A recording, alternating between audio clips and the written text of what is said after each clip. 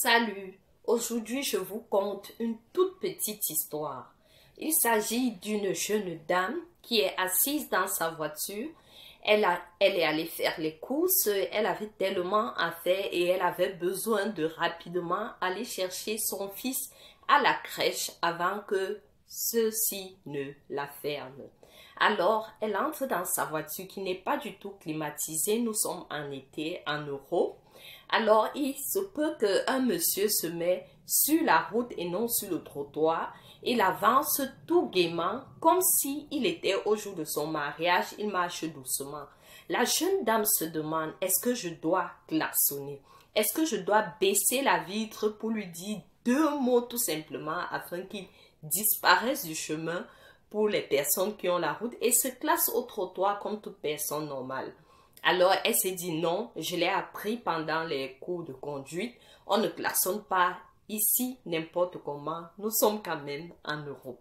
Alors, elle roule à pas de tortue, juste exactement comme le monsieur qui est devant elle. Elle ne peut que attendre.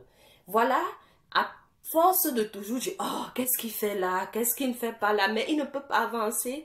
Elle n'a pas eu le courage d'ouvrir la fenêtre et dire, hé, toi, con, quitte de là. Comme Dieu ne dort jamais, je vous raconte donc la suite. Voilà, quelques jeunes du quartier, du coin viennent tout près d'elle de la voiture et lui disent, baissez la vitre. Elle baisse la vitre de sa portée et puis les jeunes lui disent, faites attention madame, ce monsieur devant vous a la tourette. Sachez qu'il peut devenir violent et ce ne serait pas bien pour vous.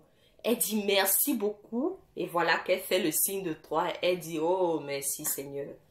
Vous, qu'aurez-vous fait à sa place? Voilà comment est-ce que nous jugeons chaque jour, chaque fois. Nous avons quelqu'un qui est dans une situation pareille, qui nous répond d'une certaine manière, qui agit envers nous d'une certaine manière. Mais est-ce que nous pouvons savoir ce que la personne vit? Est-ce que nous pouvons savoir ce que la personne vient de traverser comme échec, comme malheur? Non, nous n'avons pas le pouvoir de le savoir. Comme cette dame, beaucoup d'entre nous auraient réagi pareil. Mais je vous exhorte, chers amis, chers internautes, à toujours essayer de vous mettre à la place de la personne qui est devant vous et de vous dire peut-être il a un problème. Pourquoi est-ce qu'il se tient là à marcher là où les routes passent au lieu d'être sur le trottoir? Qu'est-ce qu'il y a eu dans sa vie qui l'aurait mené à ce genre de réaction?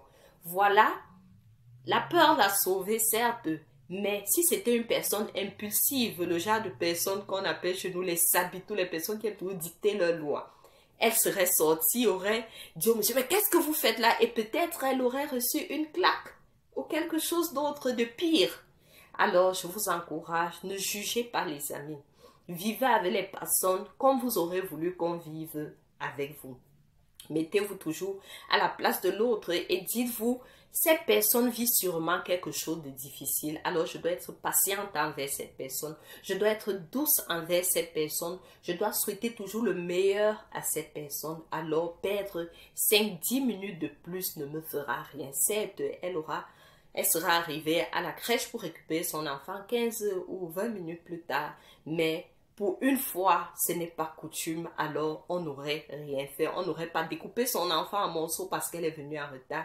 Ni elle-même, personne ne l'aurait découpé en morceaux. Alors, sachez choisir vos tempéraments. Sachez laisser vos organes respirer comme on le dit chez nous au Cameroun. Bye bye.